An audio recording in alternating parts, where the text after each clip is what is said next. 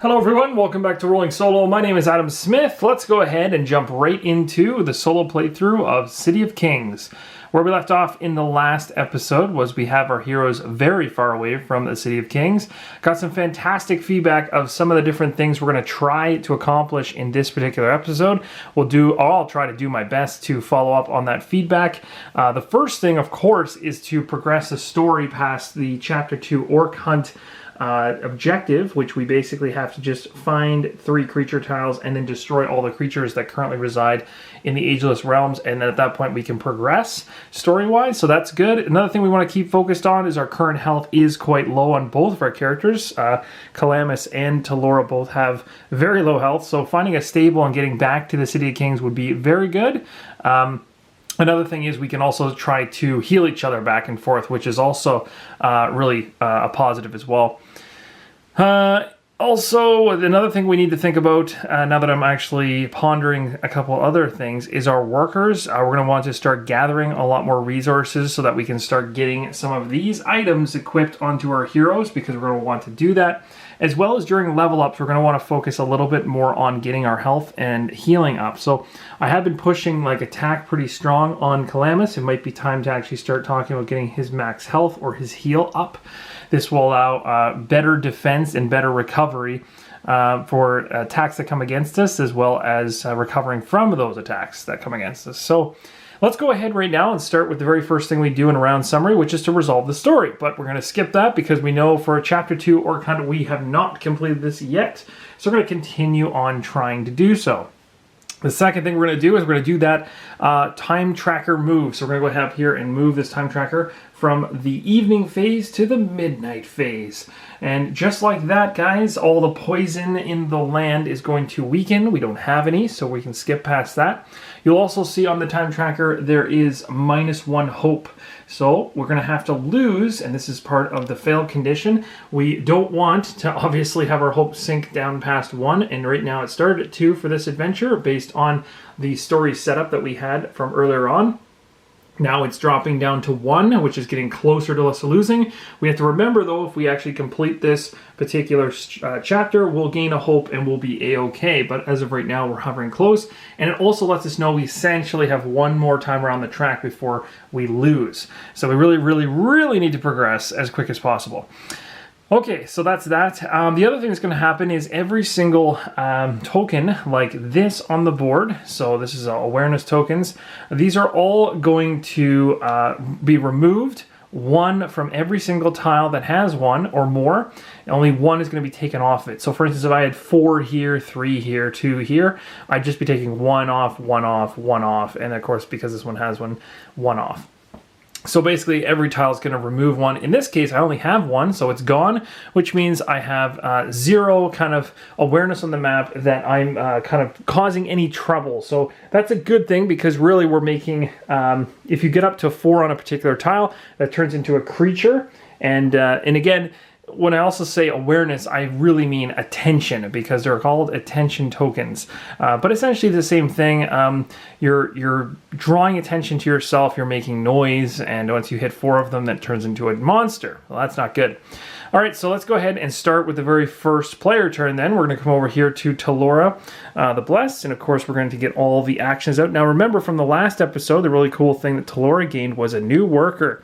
On top of that, the ability to have an extra action every single turn going forward, because Talora unlocked the second worker. So now I've got 5 actions I can take with Talora. That's really good.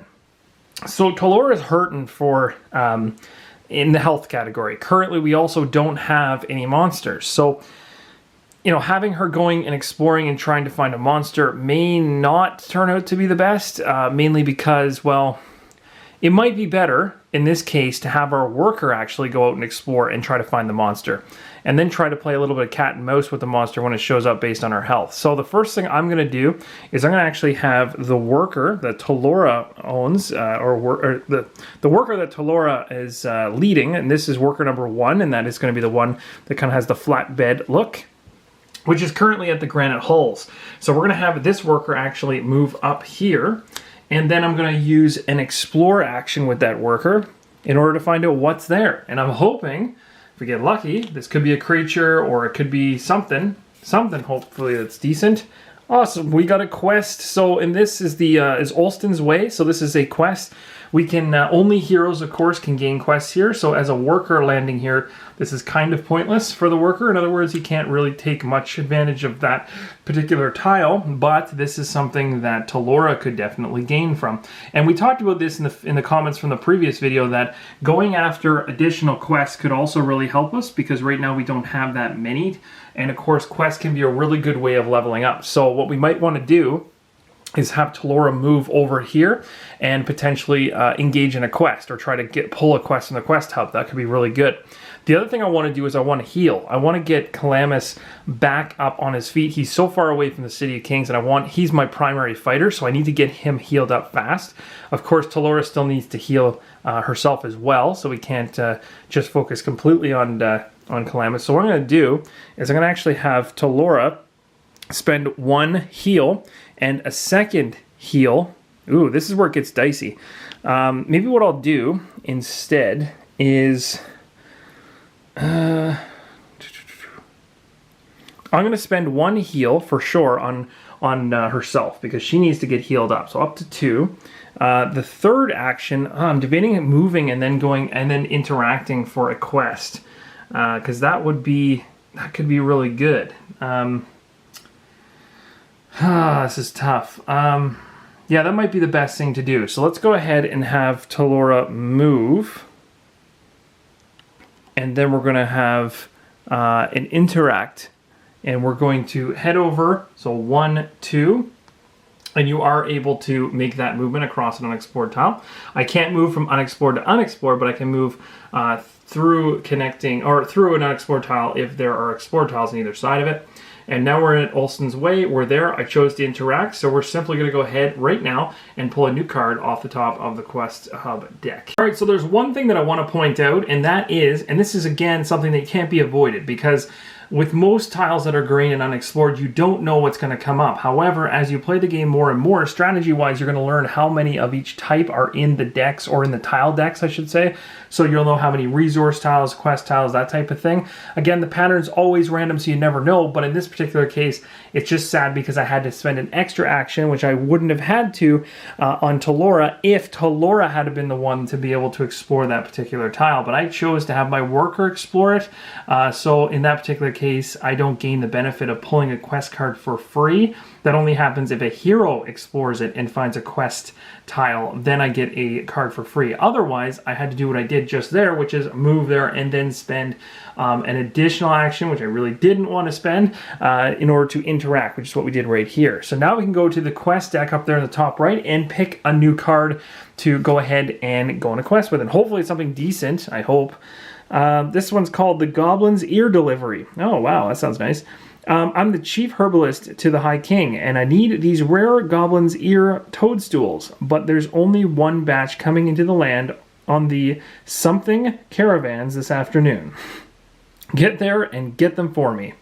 Okay, so we got to be at that particular caravan when the clock turns to afternoon. Oh my gosh, the rewards on that's crazy. So this will really stock up the trade district area, but we're also going to gain 2 experience. And hey, two experience is good. So we have to be at that particular spot. And if I remember correctly, I think that's, yeah, it's right here in front of us. So we have to just be at that particular shop, and then we're good to go. So if we can get here by afternoon, and currently it is midnight, if we are... So afternoon 4, we just have to make sure that we're there when that hits. When the clock turns to afternoon, we have to be there. And if we are, we gain these rewards. So this is something to watch out for. That could be a real easy one to get within this next round. So that actually wasn't bad. That could be a real good plus for us. So anyway, that's the end of the player turn. Again, we didn't have to activate any creatures before the player turn went, and resolve impairments didn't apply because we didn't have any. So now we're going to jump over to Calamus, same thing. No enemies to be heard of here so far, thankfully. Although we still technically need one here, but I'm hoping to find the creature tile in order to end this current story quest. So Calamus is going to be a little more aggressive with trying to find where this last one is, and I may even have my worker do some movement as well. We're going to have to figure this out. So let's go ahead with the actions. Now I've got 4 to spend with Calamus. He doesn't have the second worker unlocked like Talora the Blessed does. So with the 4 actions that I have to make these wisely. So I'm thinking like if I take my worker here, now let's say for instance I tried to gather here. I could try to gather there in order to get fish, because we know we need fish in order to start gaining some of these really cool items up here. A lot of them require, from the trade district, they require that resource. So that's something I really want. The sad thing is my best gathering worker is on Talora, and it's, well, actually technically both of the workers are 4 dice rolls. So what I'm going to probably want to do eventually is get this particular worker all the way over here, but it's a lot of wasted actions to move them all the way over there. Eventually it will happen, maybe, but for now I'm going to use the one worker I have in there, I hope, and be successful. So if I was hypothetically to use my first action to gather, I'm just thinking this through. I gather here, then I move here, that's 2 actions, then I explore here, that's 3. Leaving Calamus with only 1 more action, which doesn't make his effort, or his, not his effort, but his purpose of trying to go after another tile to find a creature very worthwhile. I am a little concerned in the fact that Talora's only got 2 health. Calamus also only has 2 health. So you know what, the gathering aspect right now may not be the best option. So what I'm going to probably do is probably have Calamus move to here to explore. That way these guys are tight together. And then we'll do some healing. So because we know, yeah, we may end up having to do some healing. So let's do that. Let's go, let's move 2. So we're going to have Calamus go 1 from an unexplored to an explored, a revealed tile. And that's legal. And then the second move, because Calamus has 2 movement into the unexplored area, we're going to go ahead and pay that action for movement. At this particular point, we definitely want to explore it to find out what's there. So let's flip this tile over and see if we get lucky.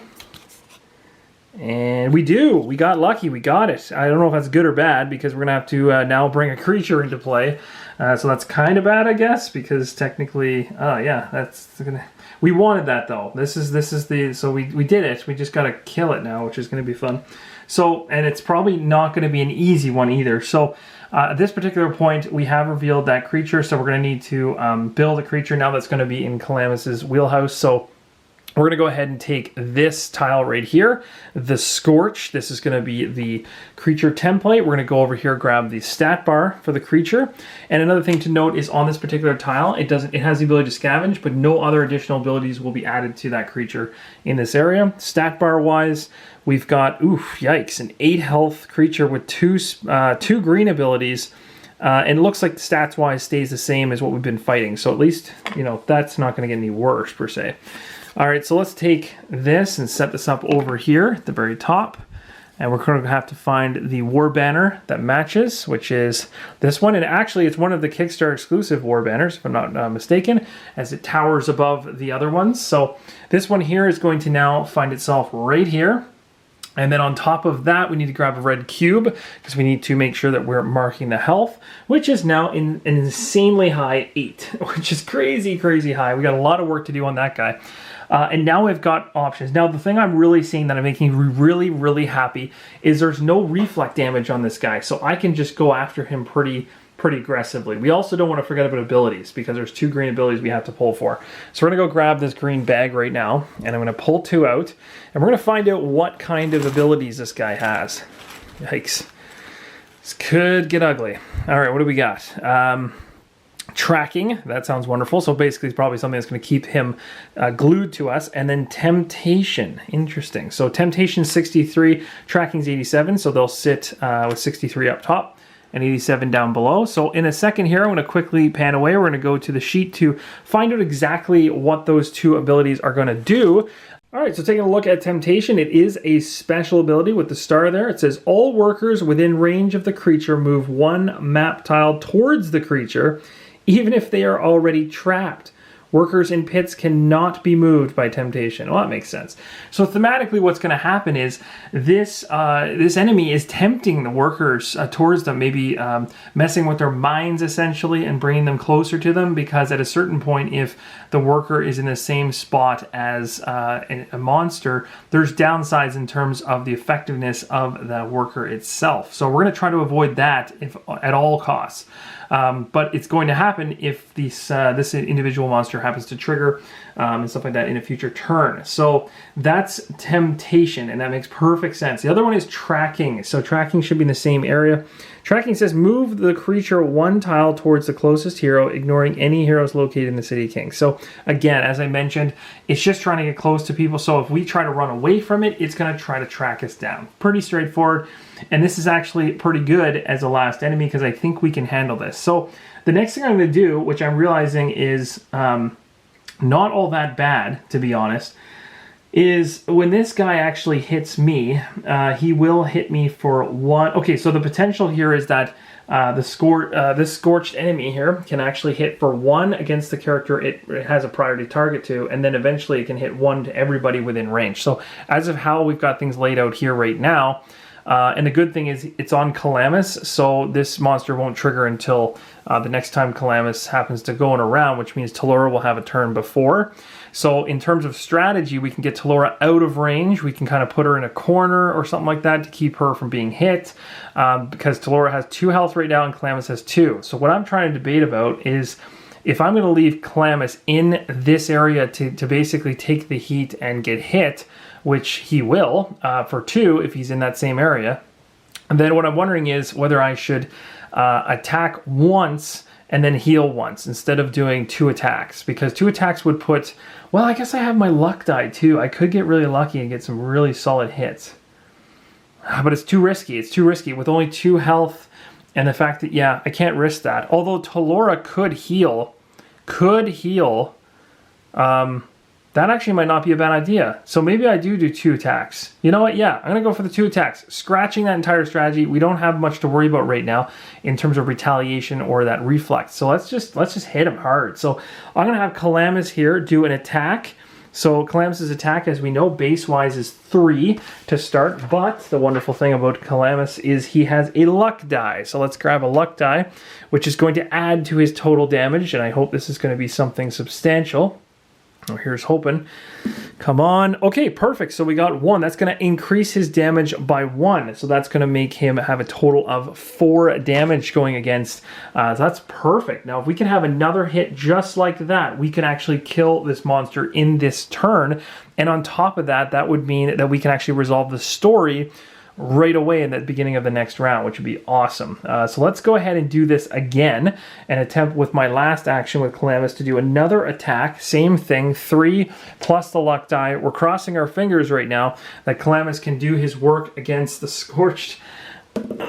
Yes, there we go. So that is it. We've taken it out. I did not think it would be that easy, but it was that easy. I'm really glad I didn't go the 1 attack route and then heal, because I just dealt with that enemy super fast. So we're going to throw the special abilities for this monster back into the easy bag, because just like that, it was an easy kill. That was a terrible joke. Okay, and so this individual stat bar here is XP of 2, so we're going to make sure that we gain that. You can see here that that's going to crack open level number 5, so we're going to get another skill disc to spend. That's awesome. So let's go ahead and do that on both of our characters. Again, I'll take this, retire that stat bar forever. This one is going to disappear, and of course the actual banner is going to leave as well. Awesome. Let's go over here and find out what we can get for going up a level.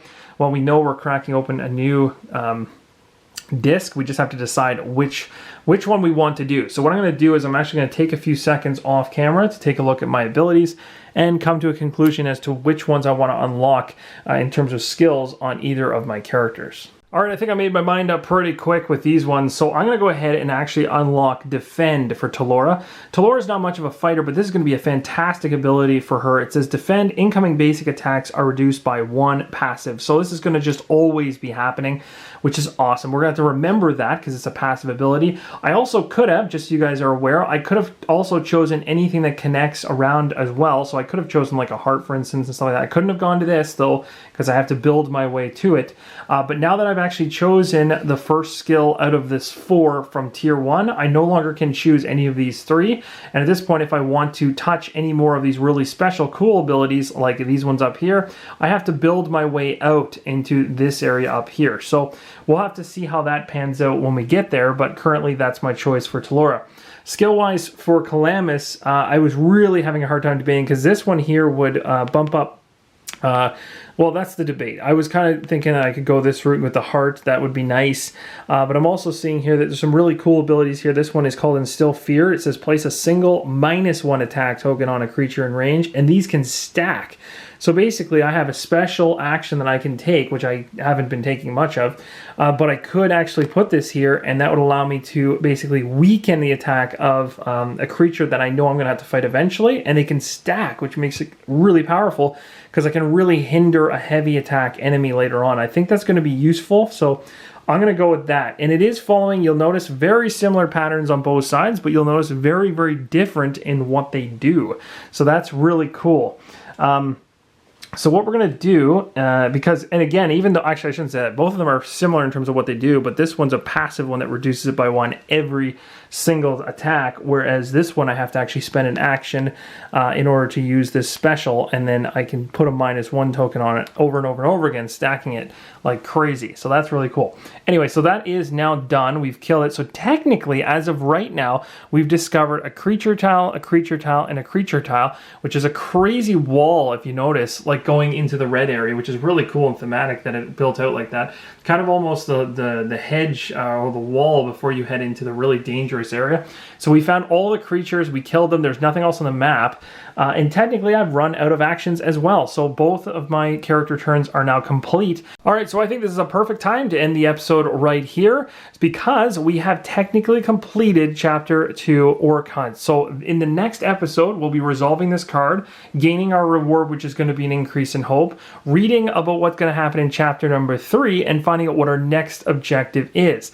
That's fantastic news, because if you notice us increasing a hope right now, when we start the next video, is going to basically allow us to go through another full day. So as of right now, before this chapter is resolved, we only have one more till we fail or lose the game. This would drop the hope down. Getting that extra hope is going to give us another full day to find out and of course succeed hopefully at whatever's coming next in Chapter 3. Hope you guys will join me. Also, let me know in the comments below if you saw absolutely anything that I messed up. So if you do happen to notice something, tag the time as well as what I did wrong, and then I will pin that into the comment at the top of the video so everybody is aware of. And then of course, if it's a correctable thing that doesn't that we can actually go back and reverse or change in order to correct it, then I absolutely will at the start of the next episode. So thank you guys for your support. Really hope you're enjoying this journey through the Ageless Realms. I'm having so much fun with this. Like, the more I'm playing this, the more I'm seeing this thing open up. And I don't even know what to say in terms of what's going to happen as we go through these chapters. I'm sure you're excited. I'm excited. And I hope you'll join me when we jump back into this one. So thanks so much again. And as always, keep on rolling solo.